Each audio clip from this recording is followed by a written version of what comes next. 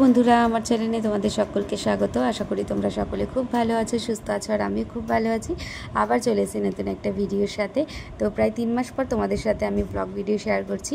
আমি shorts video তোমাদের সাথে প্রায় শেয়ার করে থাকি, একটা দুটো যে কটা পারি মোটামুটি শেয়ার করি, কিন্তু ব্লগ ভিডিও শেয়ার করা একদমই হয় না, কারণ আমার ভিডিও করে দেওয়ার মতন কেউ নেই। আমি স্ট্যান্ডের সাহায্যে যতটা পারি তোমাদের সাথে ভিডিও শেয়ার করি, কারণ তোমাদের সাথে ভিডিও শেয়ার করতে আমার খুব ভালো লাগে।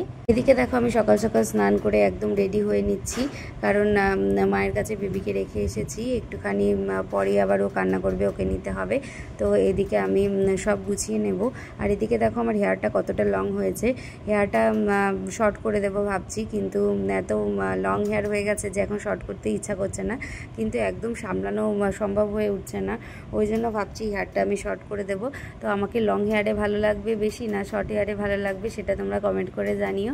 আর এদিকে দেখো রুমের অবস্থা খুবই খারাপ হয়ে রয়েছে। তোমরা জানো বাড়িতে ছোট বেবি থাকলেই রুমের অবস্থা একদমই ঠিক থাকে না, তো আমি সবসময় ঠিক করে রাখার চেষ্টা করি। তো এদিকে দেখো আমি সব আগে গুছিয়ে নিচ্ছি, কারণ আমার বেবি এখন অন্য রুমে রয়েছে, ওখান থেকে ওকে এখানে আনতে হবে। তাই জন্য আগে সব কিছু ভালো করে গুছিয়ে নিচ্ছি। তোমরা অনেকেই জানতে চেয়েছিলে যে আমার বেবি গার্ল হয়েছে না বেবি বয় হয়েছে। তো আমার কিন্তু বেবি গার্ল হয়েছে। যারা আমার শর্টস ভিডিওগুলো দেখো তারা তো জেনেই গেছো যে আমার বেবি গার্ল হয়েছে। আর আমার বেবি গার্লের নাম হলো সৃজা, তো আমি ওকে সোনামণি বলেই ডাকি। আমার সোনামণির শর্টস ভিডিওগুলো তোমরা সবাই অনেক পছন্দ করছো, তাই জন্য আমি সোনামণির অনেক ভিডিও তোমাদের সাথে আরও শেয়ার করব।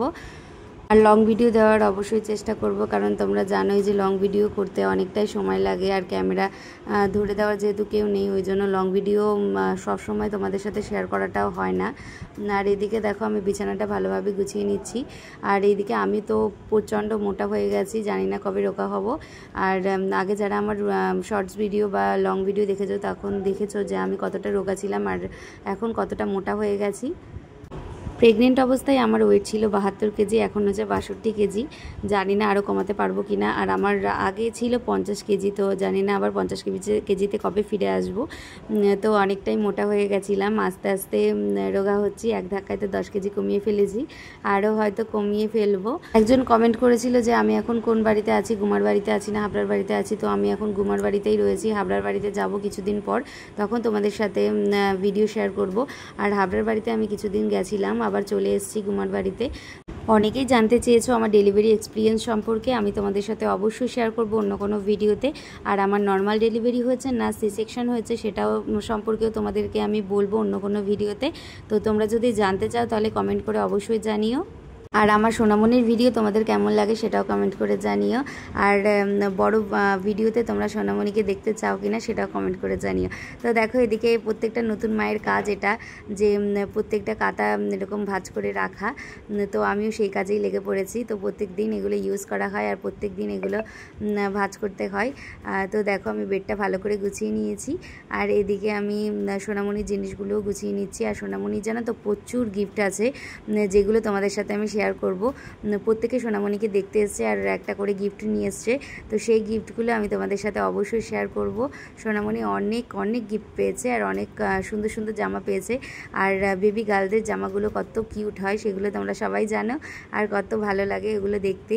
আর আর বেবি গার্লদের সাজাতেও খুব ভালো লাগে। তো সেই সমস্ত গিফট আমি তোমাদের সাথে অবশ্যই শেয়ার করব। অনেকেই কমেন্ট করেছে যে তুমি প্রেগনেন্সিতে কী কী রিপোর্ট করেছিলে সেগুলো সম্বন্ধে জানাতে।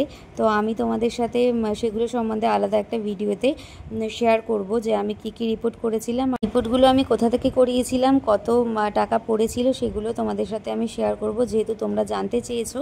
আর তোমাদের জানাতে পারলে আমারও খুব ভালো লাগবে। ওই তোমাদের সাথে কথা বলতে বলতে এদিকে আমার সমস্ত কাতা ভাঁজ করা হয়ে গেছে। কাতাগুলো ভাঁজ করে রাখার পর আমি এদিকে সোনামণিকে রেডি করে দেব, কারণ সোনামণি একটুখানি বাইরে যাবে ঘুরতে, কারণ বাইরে ওকে একটু মাঝে সাঝে নিয়ে যাওয়া হয়, কারণ বাইরের হাওয়া বাতাস লাগানোর জন্য, কারণ বাচ্চাদের বাইরের হাওয়া বাতাস লাগানোটা খুব দরকার, ওই জন্য। আর এইদিকে দেখো আমি সব কিছু একদম গুছিয়ে রেখেছি। এবার সোনামণিকে রেডি করে দেব। আজকে যেহেতু বৃষ্টি হয়েছিল ওই জন্য একটু ঠান্ডা ঠান্ডা আছে, তাই সোনামণিকে হাতা লম্বা জামা পরিয়ে দিয়েছি। আর এদিকে দেখো সোনামণিকে একটু ঘুরতে নিয়ে বেরিয়েছে। আর রাস্তায় দেখো অনেকটাই জল আর পিছলাও আছে, ওই জন্য বেশি দূর সোনামণিকে নিয়ে যায়নি, একটুখানি গেটের কাছ থেকে জাস্ট ঘুরিয়ে নিয়ে চলে এসছে। আর সোনামণি দেখো পুরো গাছপালার দিকে পুরো তাকিয়ে থাকে, ও বাইরের পুরো পরিবেশটা ঘুরে ঘুরে দেখে, ওরও বেশ ভালো লাগে দেখতে। তো দেখো বেশিটা ঘোরায়নি, অল্প ঘুরিয়ে নিয়ে চলে এসেছি। তারপর আমরা পেয়ারা মাখা খাচ্ছিলাম। আর তারপর দেখো সোনামণির সাথী মাসি সোনামণির সাথে খেলা করছে। আমাদের সোনামণির প্রতিদিনের খেলার সাথী হলো তার সাথী মাসি, তার ছোট মাসি। তো দেখো এদিকে ও পাখা দেখে দেখে খুবই আনন্দ পাচ্ছে, এদিকে পাখা অল্প অল্প ঘুরছে আর ও তাকিয়ে রয়েছে।